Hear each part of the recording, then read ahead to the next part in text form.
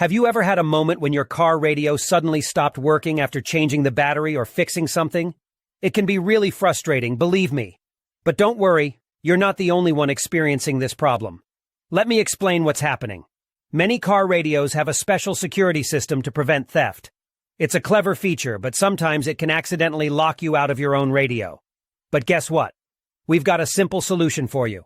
In today's video, we're going to show you how to unlock your car radio and get your stereo working again. The best part is, you don't need to know a lot about technology or spend any money to do it. That's right. This method is completely free and anyone can do it. So let's get started and fix your car radio together. So the next step is to access the following website, where you can retrieve the unlock code for your car radio.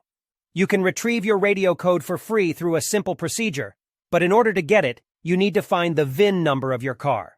To find the VIN number of your car, simply look for the corresponding boxes on the vehicle registration and licensing certificate.